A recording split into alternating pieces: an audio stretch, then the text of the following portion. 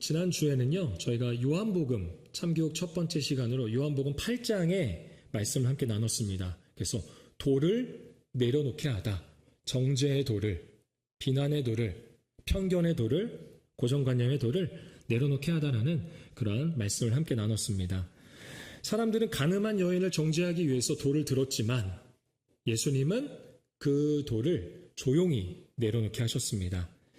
예수님의 참교육은 죄인을 시원하게 짓밟고 그리고 처벌하는 것이 아니라 나 자신을 먼저 돌아보게 하고 죄인을 다시 살리게 하는 은혜였습니다.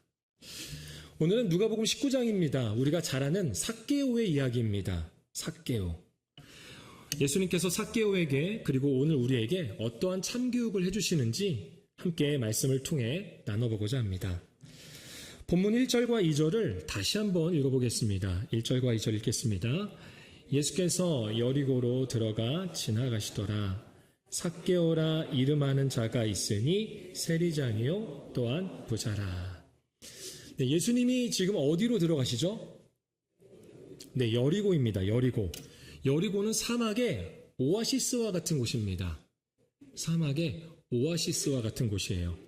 물이 많이 있습니다. 과일이 풍부합니다. 무엇보다 대추야자 열매와 최고급 향유의 원료였던 이 발삼이 생산되던 곳으로 세계적인 무역을 하던 그런 도시였습니다. 돈이 많은 도시죠. 오죽하면 로마의 장군 안토니우스가요, 이집트의 여왕 클레오파트라에게 이 도시 여리고를 선물했습니다. 그런 여리고에 2절 말씀해 보니까 누가 있어요? 삭개오가 있습니다. 삭개오는 동족에게서 세금을 걷어들여 로마 정부에 바치던 세리들의 우두머리였습니다. 세리장이었죠. 당시 세리는 로마의 하수인이 되어서 여러 세금을 동족들로부터 걷어들였는데 로마가 지정한 그런 세금 외에 그 금액 외에도 자신이 얼마든지 붙여도 됐습니다. 뭐 10만 원이든 20만 원이든 100만 원이든 1000만 원이든 상관이 없었어요. 그것이 합법적이었습니다. 상관이 없었다라는 거죠. 그러다 보니 동족들로부터 죄인, 내국노 취급을 받았습니다. 무엇보다 그는 세리들의 우두머리인 세리장입니다. 세리장. 그리고 2절 말씀 마지막에 보니까 또한 그가 뭐라고 해요? 부자라고 합니다. 전부터 부자였는지 세리장까지 되면서 부자가 되었는지는 모르겠습니다. 어쨌든 세리장인데 부자입니다. 그러다 보니 사람들로부터 얼마나 많은 저주와 혐오와 그리고 멸시를 받았겠습니까? 삭개오는 그런 사람입니다. 이어서 본문 3절과 4절 우리 두 절을 함께 읽어보겠습니다. 그가 예수께서 어떠한 사람인가 하여 보고자 하되 키가 작고 사람이 많아 할 수 없어 앞으로 달려가서 보기 위하여 돌 무화과 나무에 올라가니 그런 삭개오가 예수님이 여리고로 지나간다는 소식을 듣게 됩니다. 예수님이 어떠한 사람인지 궁금했습니다. 그래서 그를 보려고 예수를 보려고 길로 나갑니다. 삭개오는 왜 예수님이 보고 싶었을까요? 왜 예수님이 궁금했을까요? 당시 삭개오가 예수님을 하나님의 아들이나 또는 구원자로 믿었을 리는 없습니다. 다만 소문을 들었을 것입니다. 자신처럼 벌레 취급받는 세리나 창녀들을 사람 대접해주는 사람, 인격적으로 대우해주는 사람, 나 같은 사람도 만나주는 사람, 그런 특별한 분, 꽤나 유명한 선생, 랍비 또는 선지자 정도로 여겼을 것입니다. 그래서 호기심 반, 기대 반으로 나갔지만 큰 기대는 할 수가 없었습니다. 그런데 문제가 생겼습니다. 예수님을 보고 싶은데 그에게는 핸디캡이 있죠. 뭐예요? 3절에 보니까 키가 작았습니다. 거기다 사람들은 많았습니다. 그래서 예수님을 볼 수 없어 삭개오는 무리를 벗어나 달려가서 돌 무화과 나무 위로 올라갔습니다. 우리는 여기서 삭개오의 간절함을 볼 수 있습니다. 삭개오는 체면을 완전히 내려놓았습니다. 삭개오는 세리장입니다. 굉장한 어른이에요.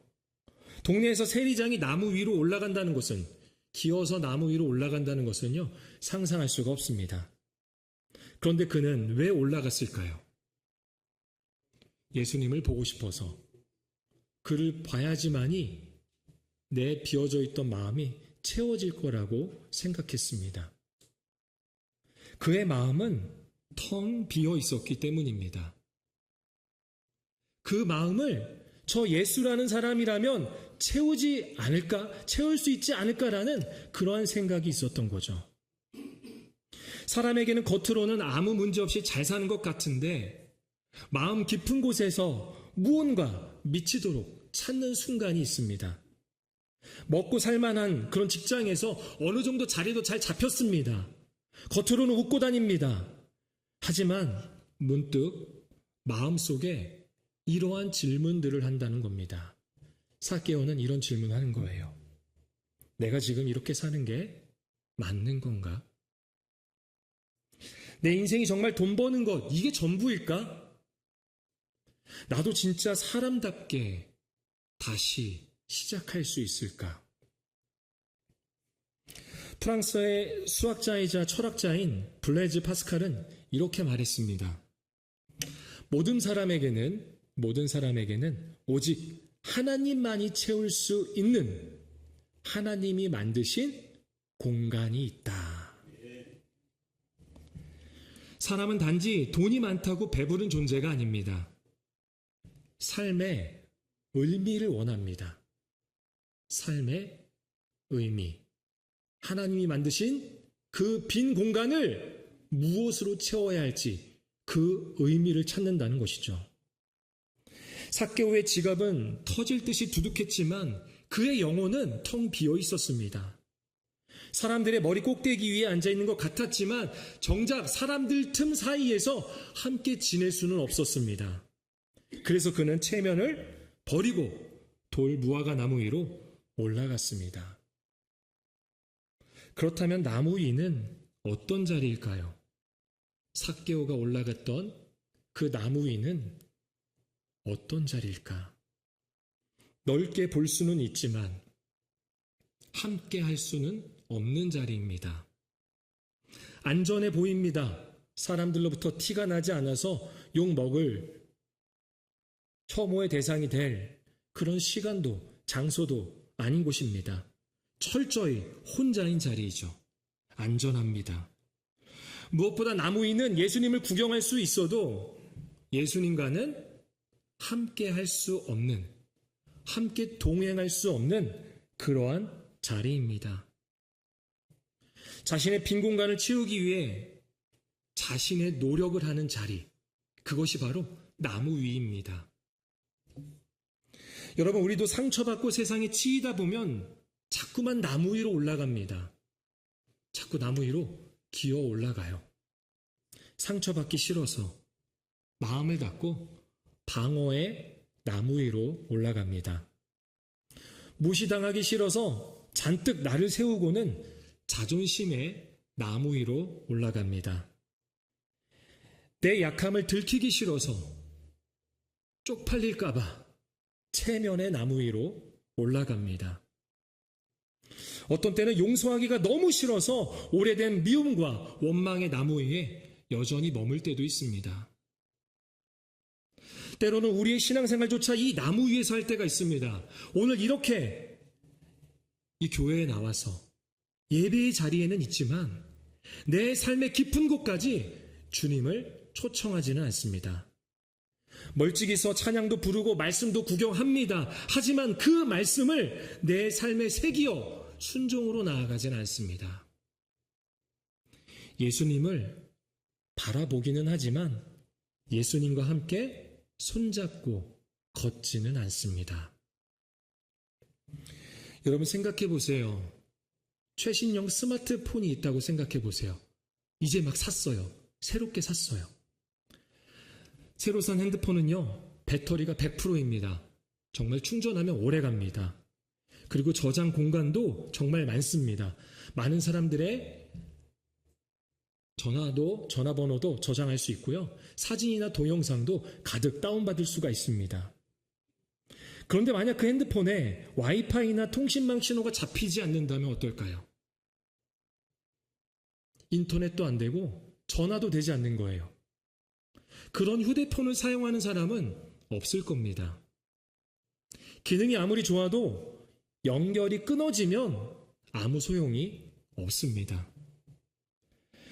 삭개오는 바로 그런 신호가 끊어진 전화기와 같았습니다.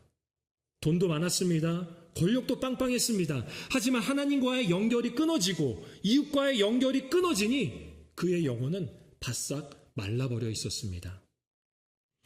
우리도 마찬가지입니다. 겉으로는 멀쩡해 보여도 주님과 그리고 공동체와의 연결이 끊어지면 그 높은 곳에 있다 할지라도 춥고 외로울 수밖에 없습니다.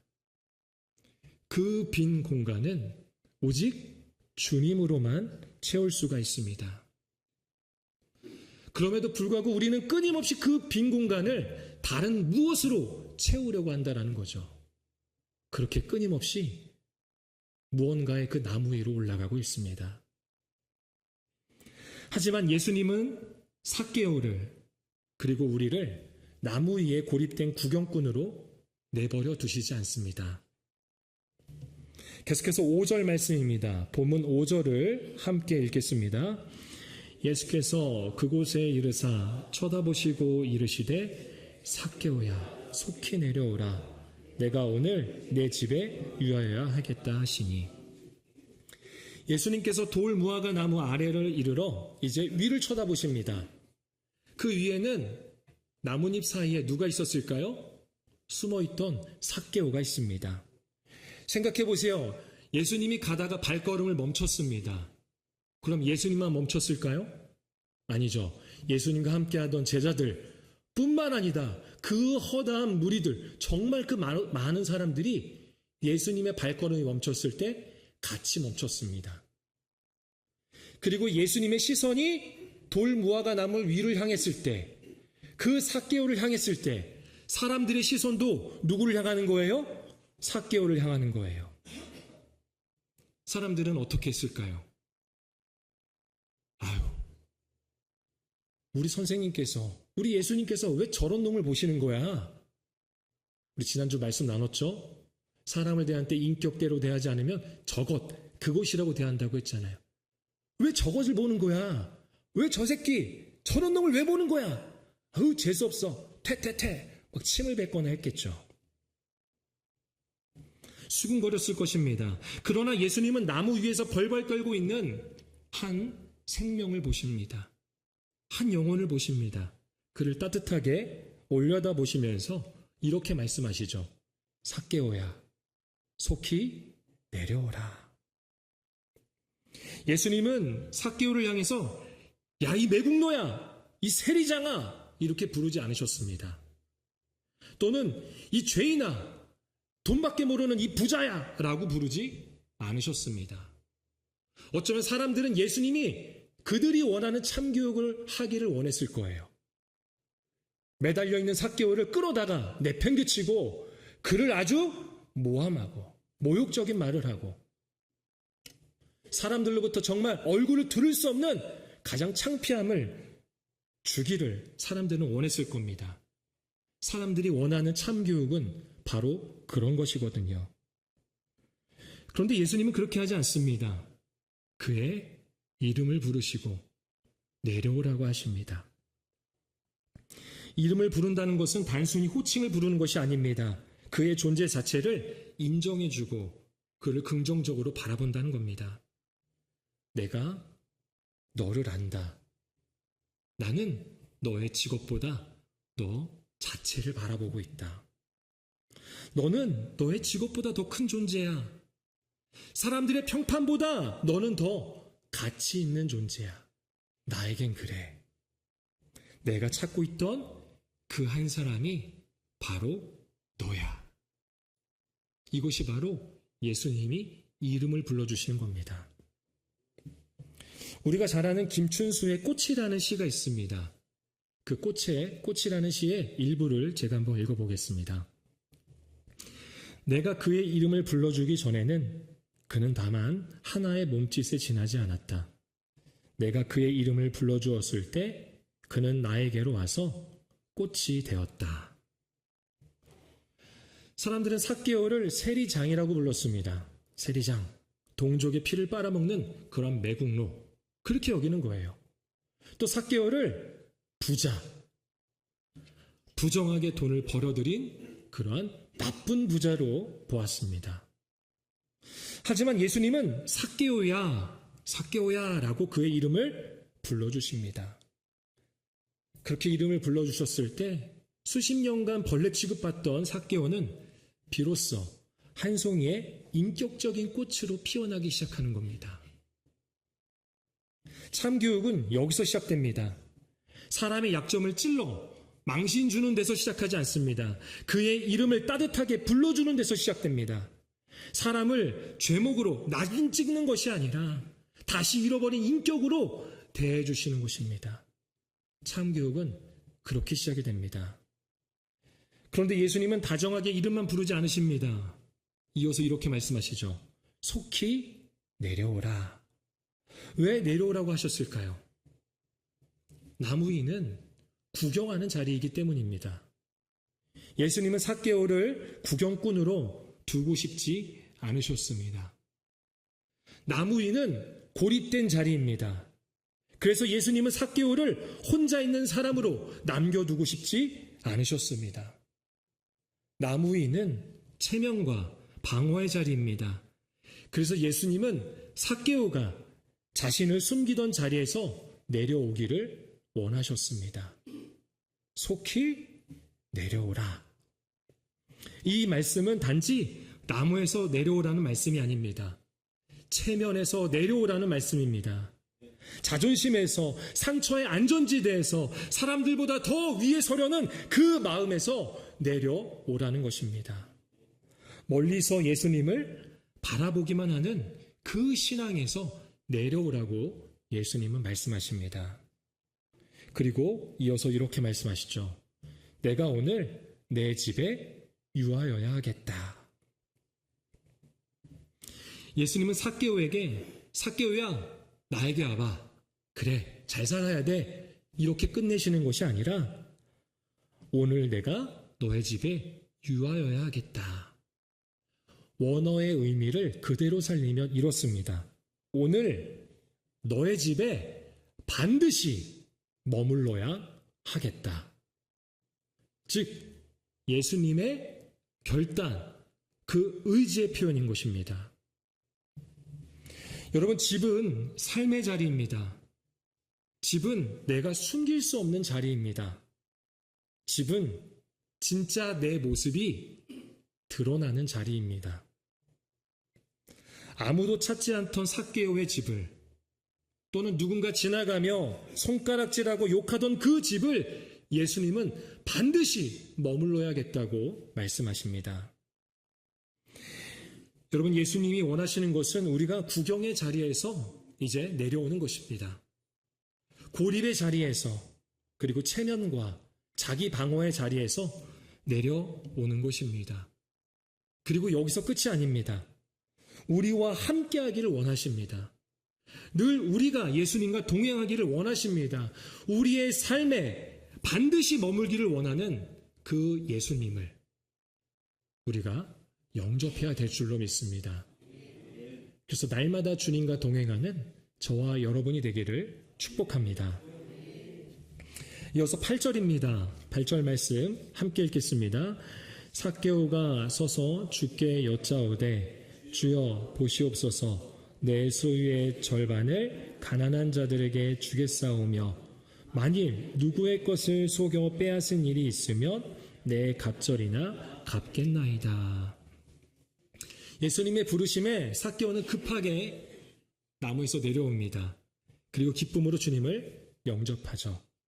그런데 그 뒤에 일어난 일이 참으로 기적입니다. 삭개오가 갑자기 일어서서 외칩니다. 주님, 내 재산의 절반을 뚝 떼어서 가난한 자들에게 주겠습니다. 혹여라도 내가 남을 속여 빼앗은 돈이 있으면 4배로 갚겠습니다. 여러분, 이 장면은 굉장히 중요합니다. 예수님은 삭개오의 집에 들어가셔서 한 번도 돈 이야기를 꺼내신 적이 없습니다.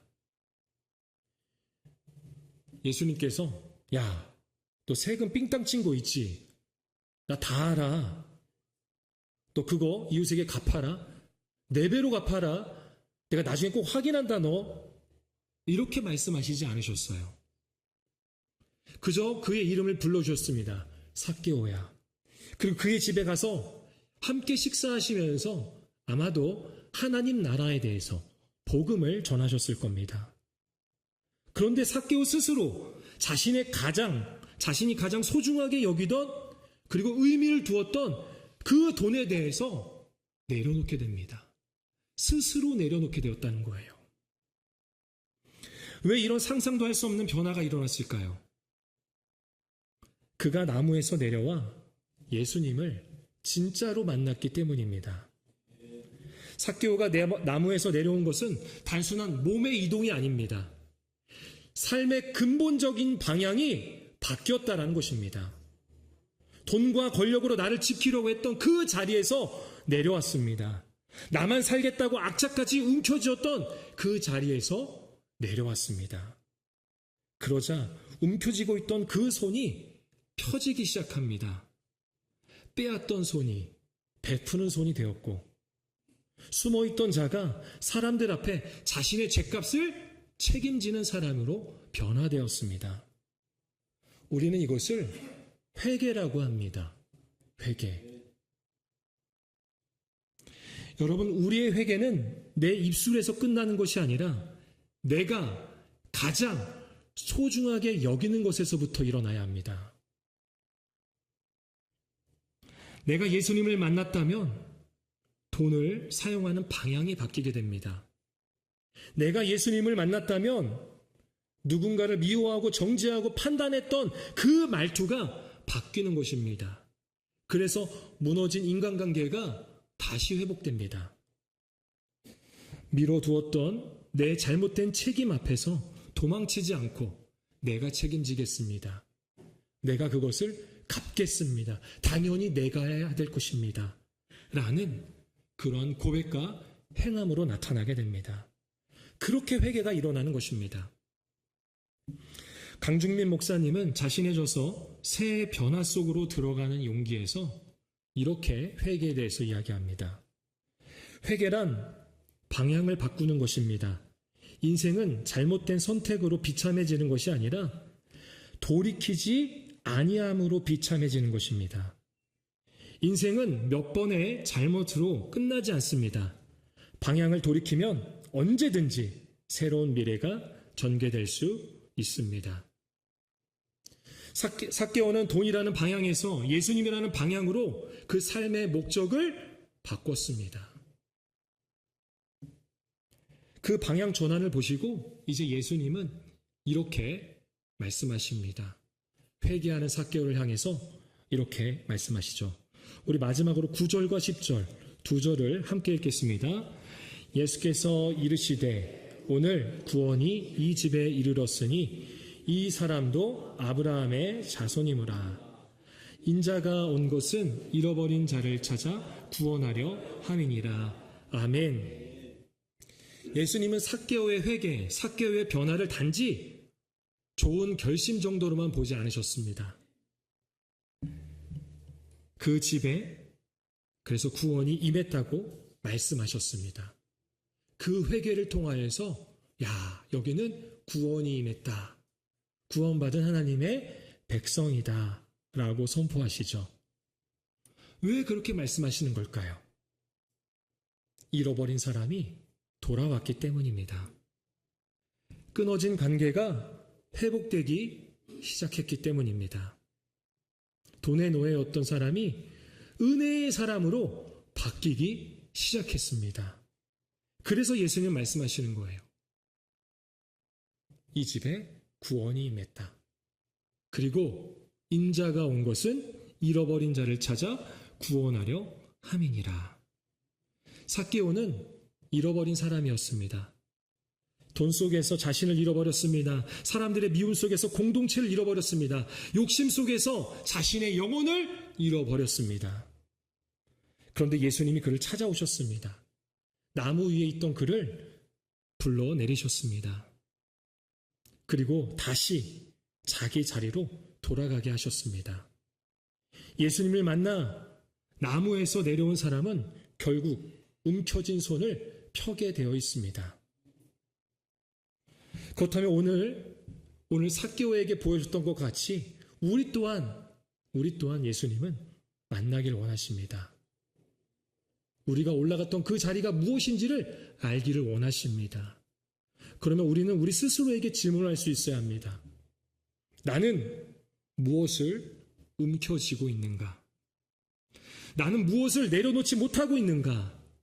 내가 예수님을 만났다고 하면서 여전히 바뀌지 않는 삶의 자리는 과연 어디인가? 내가 회복해야 할 관계는 누구인가? 내가 나누어야 할 것은 무엇인가? 그리고 내가 책임져야 할 일은 무엇인가? 우리는 스스로에게 질문할 수 있어야 합니다. 예수님은 삭개오를 정죄하지 않으셨습니다. 그러나 삭개오를 그대로 두지도 않으셨습니다. 은혜는 우리를 있는 모습 그대로 받아주지만 받은 모습 그대로 멈춰있게 하지는 않습니다. 은혜는 반드시 우리를 변화시킵니다. 회개하게 합니다. 그래서 우리를 그 나무에서 내려오게 하는 것이죠. 내가 움켜쥐었던 그 손을 반드시 펴게 만듭니다. 하나님의 은혜가 우리 안에 있는 줄로 믿습니다. 말씀을 맺습니다. 오늘 말씀의 시작은 나무 위에 한 사람으로 시작했습니다. 그는 외로운 사람이었습니다. 그는 세상을 내려다보았지만 사람들과 함께할 수는 없었습니다. 가진 것은 많았지만 정작 진짜 중요한 영혼의 관계는 없었습니다. 오히려 그 관계들을 다 잃어버렸죠. 그러한 사람이었습니다. 그러한 사람, 그런 삭개오에게 예수님은 속히 내려오라. 내가 오늘 너네 집에 갈 거야. 라고 선포하십니다.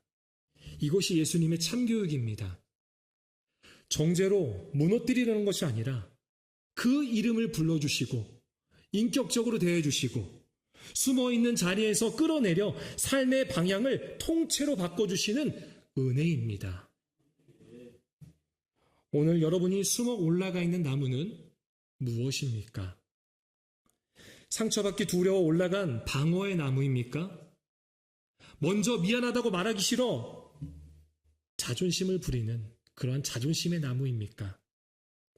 아니면 예배의 자리에는 있지만 예수님을 구경할 뿐 내 삶은 결코 내어드리지 않는 잘못된 신앙의 그러한 나무입니까?